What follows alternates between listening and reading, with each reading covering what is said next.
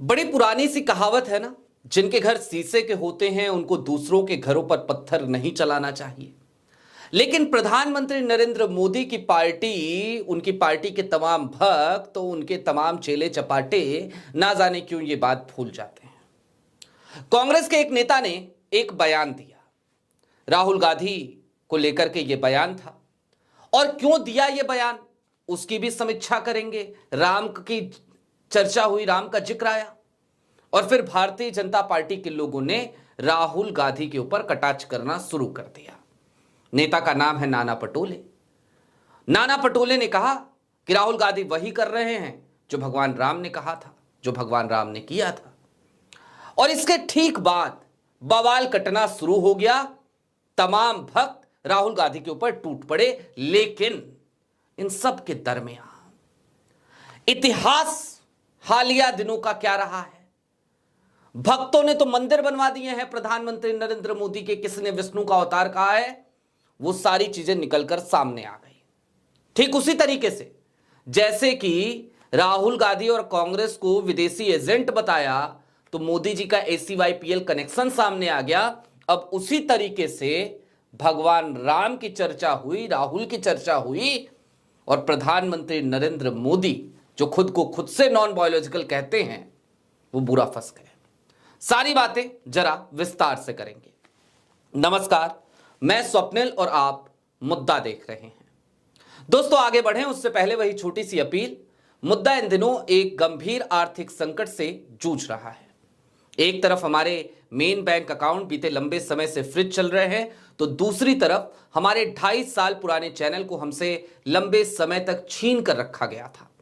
ऐसे में day to day operations में रेवेन्यू पे बुरा असर पड़ने की वजह से मुद्दा को काफी मुश्किलों का सामना करना पड़ता है। लिहाजा आपसे गुजारिश है, यदि आप चाहें, यदि आप सक्षम हो तो मुद्दा की छोटी छोटी मदद जरूर कीजिएगा। इसके लिए आप स्क्रीन पर दिख रहे QR कोड या फिर के नीचे दिख रहे UPI नंबर का इस्तेमाल कर सकते हैं। अब आगे बढ़ते हैं और सबसे पहले जरा उस स्थिति को डिकोड करते हैं जब नाना पटोले ने यह बात कही। नाना पटोले से सवाल ही ऐसा किया गया था, और ये सारे सवाल कई बार लगता है जानबूझकर किए जाते हैं ताकि किसी की जबान तो थोड़ी सी फिसल जाए। हालांकि नाना पटोले ने जो कुछ भी कहा वहां पर मैं नहीं मानता कि उनकी जबान फिसली है, वो शब्दशः सही कह रहे थे। नाना पटोले से सवाल किया गया।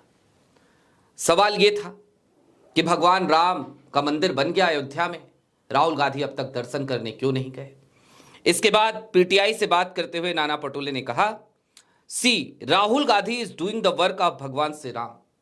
राहुल गांधी भगवान राम का ही तो काम कर रहे हैं। बिकॉज भगवान Shri Ram's work was to ensure justice for harassed deprived, Rahul Gandhi is doing the same. भगवान राम का काम था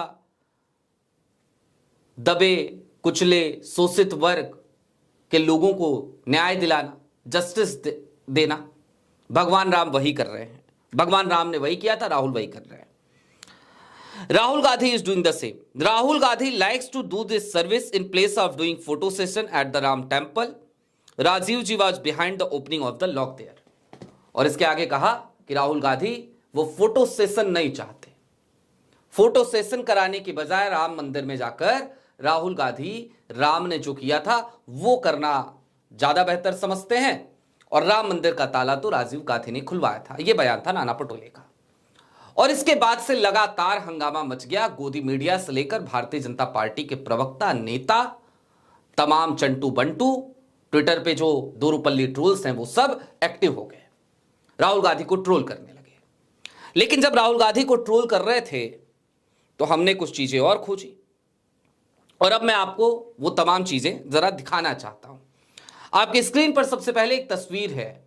इस तस्वीर को देखिए। प्रधानमंत्री नरेंद्र मोदी की एक मूर्ति है, हनुमान की एक मूर्ति है, और भगवान हनुमान की तरफ हाथ ऐसे किए हुए हैं हमारे प्रधानमंत्री नरेंद्र मोदी। ऐसा लग रहा है जैसे आशीर्वाद दे रहे हो, हनुमान को आशीर्वाद दे रहे हो, ऐसा लग रहा है। इस तस्वीर को देखिए गौर से। और ये बिहार के कटिहार में ये मंदिर बना है। 2 साल से मंदिर बनाकर वहां पर पूजा उजा हो रही है। 2018 में ये मंदिर बना था। आपकी स्क्रीन पर एक और तस्वीर है, इसी को कहते हैं फोटो सेशन। आगे बढ़िए।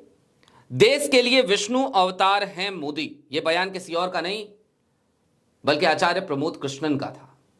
वही आचार्य प्रमोद कृष्णम जो कभी कांग्रेस में हुआ करते थे। एक और खबर आपकी स्क्रीन पर, बीजेपी विधायक ने पीएम मोदी को बनाया भगवान विश्वकर्मा। हरिभूषण बचौल अगरबत्ती दिखाते हुए बोले, मोदी शरणम गच्छामि और मोदी नाम केवलम। ये भारतीय जनता पार्टी के विधायक हैं। इन्होंने विश्वकर्मा जयंती पर, चूंकि उसी दिन प्रधानमंत्री का जन्मदिवस भी होता है, 17 सितंबर की तारीख होती है, तो बकायदा विश्वकर्मा भगवान की तरह प्रधानमंत्री नरेंद्र मोदी की तस्वीर बनाई गई, मूर्ति उर्ति लगाई गई और खूब पूजा पाठ किया गया। एक और पटना की खबर, जन्मदिन पर पटना में प्रधानमंत्री नरेंद्र मोदी की भगवान विश्वकर्मा जैसी पूजा, दूध से अभिषेक और आरती। देखा आपने, ये तमाम चीजें तो कहीं विधायक कर रहे हैं, कहीं भाजपा के नेता कर रहे हैं, अंधभक्त कर रहे हैं, चेले चपाटे कर रहे हैं। जबकि नाना पटोले ने तो कोई कंपेयर नहीं किया भाई। उन्होंने तो ये कहा कि राहुल गांधी जो कर रहे हैं वो वही कर रहे हैं जो भगवान राम ने किया था। अब इससे थोड़ा सा और आगे बढ़ने की जरूरत है।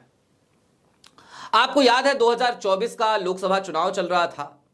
एक बड़ी मशहूर एंकर हैं, एंकर पर्सन हैं, न्यूज 18 में है इस समय, नाम है रूबिका लियाकत। प्रधानमंत्री नरेंद्र मोदी का इंटरव्यू कर रही थी। जो भक्तों ने किया वो बात छोड़ दीजिए, जो प्रधानमंत्री ने कहा हम उसी को याद कर लेते हैं। जरा क्या कहा था प्रधानमंत्री ने? कहा था, ऐसा लगता है मैं नॉन बायोलॉजिकल हूं, भगवान ने मुझे भेजा है। खुद को खुद से ही अवतार बता रहे थे प्रधानमंत्री नरेंद्र मोदी 2024 के चुनाव के मद्देनजर। तो जो व्यक्ति खुद से खुद को अवतार बताए वो ज्यादा शर्मसार करने वाली बात है, या फिर कि राहुल गांधी भगवान राम के आदर्शों पे चल रहे हैं, न्याय के लिए शोषित वर्ग के संघर्ष कर रहे हैं, यह कहना ज्यादा शर्मनाक है? आप बताइए। निश्चित तौर पर आज की तारीख में यह बात कहने में किसी को कोई दो राय नहीं होनी चाहिए कि भक्तों ने प्रधानमंत्री नरेंद्र मोदी को एक बार फिर से फंसाया है और बुरा फंसाया है। और प्रधानमंत्री नरेंद्र मोदी ने खुद अपनी वाहवाही लूटने के चक्कर में कई बार ऐसे बयान दिए हैं कि अगर उन बयानों की हम फहरिस्त बनाएं तो प्रधानमंत्री नरेंद्र मोदी ऐसा लगता है जैसे यही बताते नजर आते हो कि उनका तो डायरेक्ट कनेक्शन है ऊपर वाले से। 2014 याद कीजिए, प्रधानमंत्री नरेंद्र मोदी आए वाराणसी, 2013 का साल था। क्या कह रहे थे? मुझे तो मां गंगा ने बुलाया है। तो कभी मां गंगा बुलाती हैं, कभी भगवान भेज देता है, नॉन बायोलॉजिकल हैं, कभी मंदिर बन जाता है, भगवान हनुमान को आशीर्वाद देती हुई मूर्ति लग जाती है, कभी विश्वकर्मा भगवान के रूप में मूर्ति लगती है, प्रतिमा लगती है, पूजा पाठ होता है, दूध से अभिषेक होता है, भगवान की तरफ पूजा की जाती है, ये सब कुछ होता है। राहुल गांधी की तो कम से कम कोई मूर्ति ऐसी नहीं लगती। राहुल गांधी तो कहीं इस तरीके से नहीं कहते। राहुल गांधी ने तो एक बार कन्हैया कुमार को कहा था कि कन्हैया मेरे पास आता रहता है, खूब बातें हमारी होती हैं, लेकिन अगर किसी दिन कन्हैया आए मेरे पास और आके कहे कि मैं नॉन बायोलॉजिकल हूं, तो मैं कन्हैया से यही कहूंगा कि तू ये बात मुझसे बोल दिया, बाहर किसी को मत बोलियो।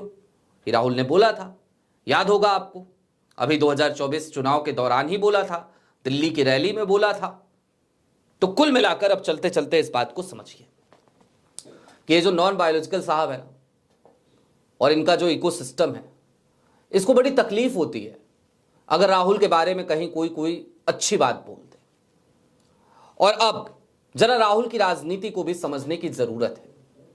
2004 का साल था, राहुल गांधी पहली बार सांसद बनकर आए थे सदन में। 2009 का साल, दूसरी बार सांसद बने।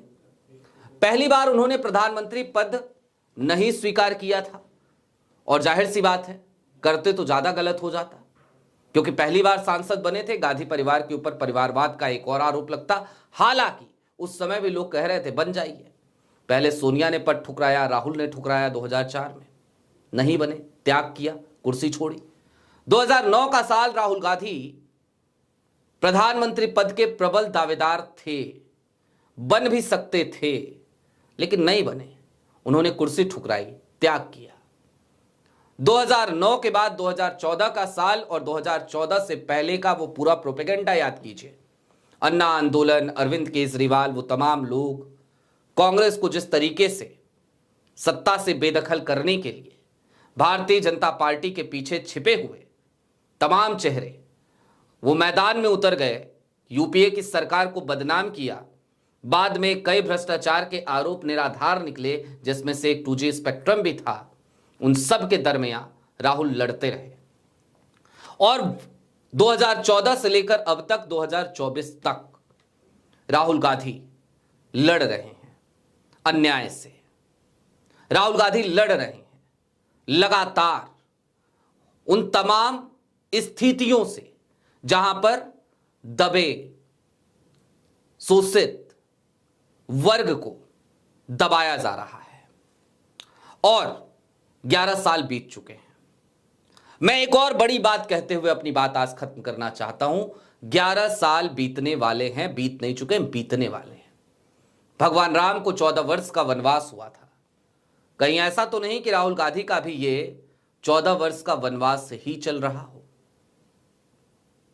और ये बात ना जाने कैसे मैं भी ये कह सकता हूं आज, और मैं कहता हूं कि जब मैं ये वीडियो रिकॉर्ड करने आया था, मैंने नहीं सोचा था मैं ये बात कहूंगा।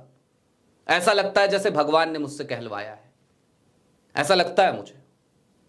अब इस पे भी अगर भक्तों को आपत्ति हो तो आपत्ति करते रहें, लेकिन हां, इतना तो तय है कि नाना पटोले ने जो कहा शब्दशः सही कहा, और भक्तों ने उसके पीछे जब बैंड बाजा लेकर निकले तो अपने ही अवतारी पुरुष की, नॉन बायोलॉजिकल साहेब की पोल पट्टी खोल दी। उनकी मूर्तियां, उनकी पूजा पाठ, उनकी तमाम चीजें वो सामने आ गई। और सच तो ये है कि भगवान को एक टूल की तरह ही तो इस्तेमाल किया है, सनातन धर्म को एक टूल की तरह ही तो इस्तेमाल कर रही है वर्तमान की सत्ता, वर्तमान का सत्ताधारी दल यानी कि भारतीय जनता पार्टी। आपकी क्या राय है हमें कमेंट बॉक्स में जरूर बताइएगा। अभी के लिए दीजिए इजाजत। चलते चलते फिर वही अपील, चैनल पे नए हो तो सब्सक्राइब करते हुए जाइएगा, सक्षम हो तो छोटी छोटी मदद मुद्दा की जरूर कीजिएगा। बहुत शुक्रिया।